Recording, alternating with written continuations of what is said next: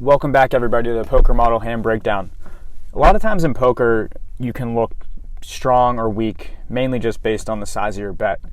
In today's example, I'm going to walk you through a full hand, and you're going to see at the very end how a seemingly weak bet by me actually induces a bluff on the river for my opponent. So pay close attention. We're going to use everything else that we've talked about up to this point to get to the river in this hand. And as always, if you have questions, let us know and we will answer them for you. I'm holding Jack 10 of spades with 20,000 chips. The blinds are 200, 400. I have 50 big blinds. 50 or more big blinds is a large stack, according to the poker model. 21 to about 50 is a medium stack, and 20 big blinds or less is a small stack. Now, in this case, just the idea that we have over 20 big blinds makes Jack 10 suited a qualifying hand. So we're under the gun. There's no previous action, which means we can come into the pot, and how we want to come into the pot is by raising double the big blind. So for that reason, I raised to 800.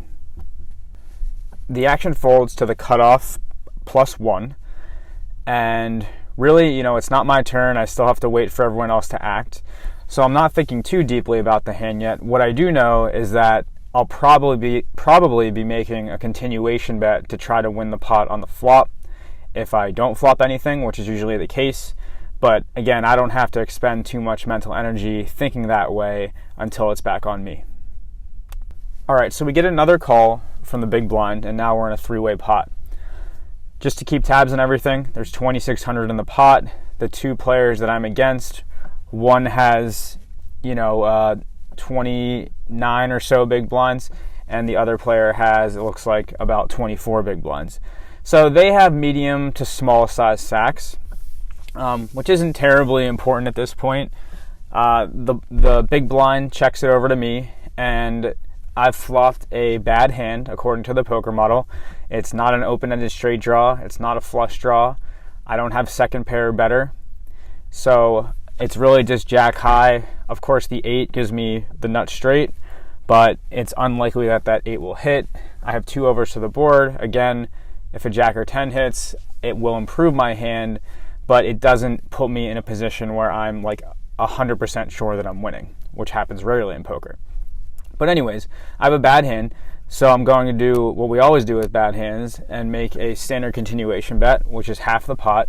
So I bet 1,300, and with this bet, I'm really hoping to get both of my opponents to fold. I'll win the pot right now, and I can move on. What happens, though, is we get called by both players. Okay, so the money's pulled into the pot, and the turn card is the ace of hearts. So again, keeping tabs on everything, there's now 6,500 in the pot. The big blind has about 25 big blinds now, and the cutoff +1 has about 20 big blinds now. So now we're approaching this area where they might be going all in or folding. Now, none of that really matters because I tried to win the pot on the flop, didn't happen. The ace helps my hand in no way, and the action's back on me. So in this case, I'm going to pump the brakes like we discussed in one of our articles, and I'm going to realize that this hand didn't pan out. I'm going to check. If the player behind me bets, then I'm going to fold. Something interesting happens. The player behind me in the cutoff +1 actually checks, and I get to see a free river card, which happens to be the 8 of spades. So now I actually went from having a terrible hand to the best possible hand. There are no other 2 cards that can beat my jack high straight. So if they have an ace, if they have 2 pair, none of those things can possibly beat my hand. So now my thinking becomes more about how can I get the most amount of money on this hand.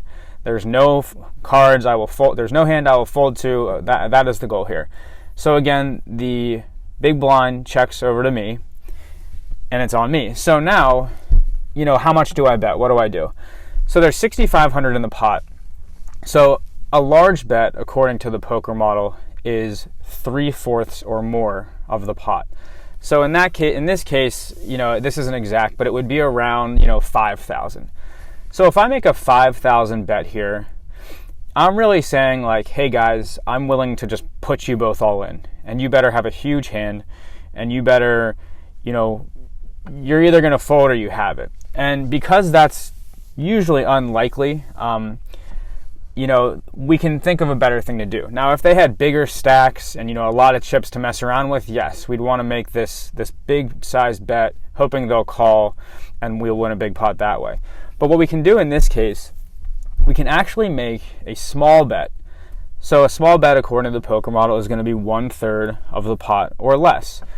What a small bet will do is, of course, if they don't have anything at all, like they could fold. If they have something stupid or kind of mediocre, like a 7 or a 9, or maybe they hit the ace, then that's a bet that they'll probably call, because a smaller bet doesn't make them, lose their whole tournament if they're wrong. It would be a big hit, but it wouldn't necessarily knock them out. So the third thing that can happen if we make a small bet is they can get a little skeptical. They can look at my bet as a sign of weakness. They might think it's just a blocker bet, and I really don't want to play for all of their chips. So sometimes players will see that as a bluff. So for all those reasons, I decide to make a small bet of $17.50. And you can see that the cutoff +1 actually goes all in on top of my small bet. Now, maybe he does have a big hand. Maybe he has 2 pair or a lower straight or something like that. And really, that's just an unlucky hand for him. So what happens next is the big blind folds and the action is back on me. Obviously, I'm going to make what's called a snap call. It's one where I don't think at all. I know I have the best hand, so I call immediately. And you can see here that the cutoff +1 just had 10-8 suited. So this player was going for the straight. He had an open-ended straight draw, which means he needed a jack or a 6. And unfortunately for him, none of that hit, but he hits this random 8 on the river, which is really unlucky because it actually gives me my straight. And instead of having the discipline to let it go, he took a good look at my small bet on the river and thought he could get me to fold by making a play like this. So really, he bluffed his whole tournament away. I snap call. I'm 100% to win. Really no luck involved once the cards are flipped. So, just keep in mind that if I had made a big bet on the river, he's probably going to fold. Now, when you have big hands on the river, I don't want you to get in this, habit of just making small little bets. You want to be making large bets when you have big hands on the river.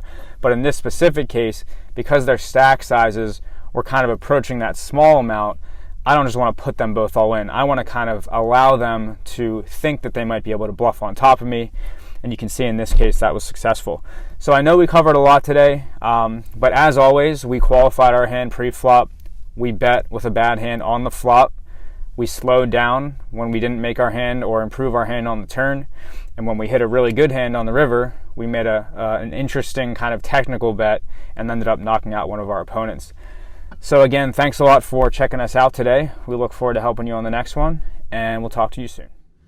As always, thank you for joining us for another episode of the Poker Model Hand Breakdown. For more training tools and Texas Hold'em advice, subscribe to our YouTube channel or pay us a visit at thepokermodel.com to see our weekly articles, bi-weekly podcasts, and other episodes of the Poker Model Hand Breakdown. Until next time.